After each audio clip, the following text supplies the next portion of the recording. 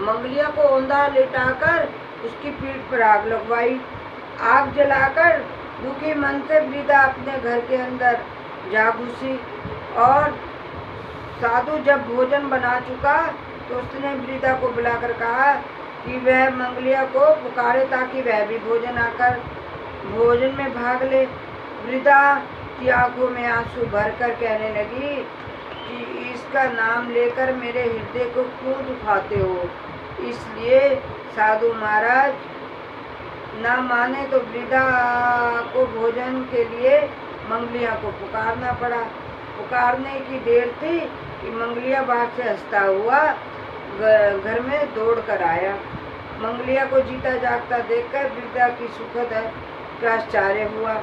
वह साधु महाराज के चरणों में गिर पड़ी। साधु महाराज से बोली, असली रूप के दर्शन आपने हनुमान जी दिए हैं। आंगन में देखकर वृद्धा को लगा कि जीवन सफल हो गया।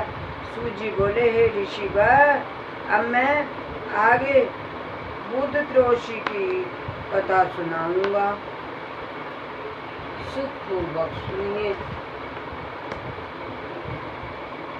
की कथा है। एक पुरुष नया विवाह हुआ था। वह गोने के बाद दूसरी बार पत्नी को लिवाने के लिए गया।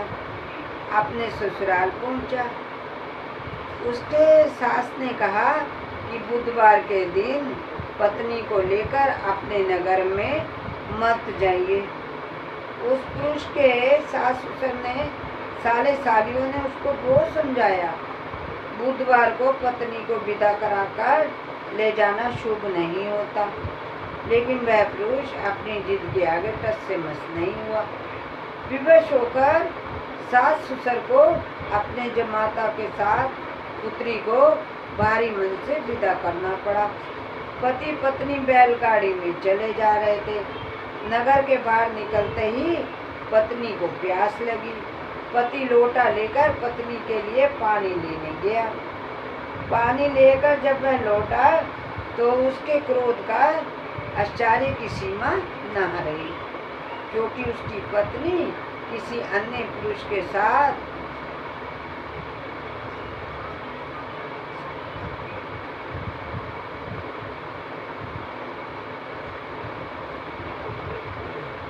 बैठी थी।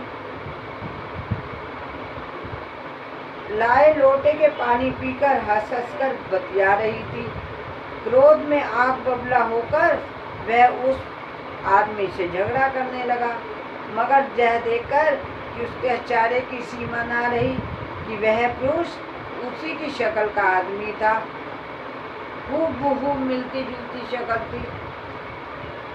हम शक्ल आदमियों को झगड़ते हुए जब काफी देर हो गई तो वहां आने जाने वाले भी भीड़ भाड़ एकत्र हो गई। भीड़ भाड़ इकट्ठी हुई देखकर लोग कहने लगे कि ये ओ दुष्ट सर्वव्यापी महेश्वर के साथ मेरी हंसी उड़ाई है, तुझे अपने कर्मों का फल भोगना पड़ेगा। उपस्थित सभासदों में अब महान विशुद्ध प्रकृति के साथ तंत्वावेशी और सनक सनंदन। रुक जाइए, गलत पेज में ये काट दे दो। भीड़ भाड़ एकत्र हो गई। सिपाही आ गया। सिपाही ने स्त्री से पूछा कि इन दोनों में कौन सा आदमी तेरा पति है।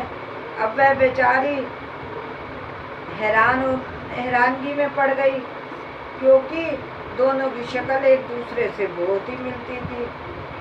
बीच राह में अपनी पत्नी किस तरह लूटा देखकर उस पुरुष की आंखें भर आई। वह शंकर भगवान से प्रार्थना करने लगा कि हे भगवान, आप मेरी पत्नी की रक्षा करो, मुझसे बड़ी भूल हुई। मैं बुधवार को प्रभु मैं अपनी पत्नी को विदा करा लाया बुधवार को, मुझसे बड़ी भारी भूल हुई। भविष्य में ऐसा अपराध कदापि नहीं करूँगा। उसकी यह प्रार्थना जैसे ही पूरी हुई कि दूसरा पुरुष अंतर्ध्यान हो गया। वह पुरुष सकुशल अपनी पत्नी के साथ अपने घर पहुंच गया। उस दिन के बाद पति पत्नी प्रेम पूर्वक रहने लगे और बुधवार का व्रत करने लगे। बोल श्री भगवान जी शिव महाराज की जय। फिर आगे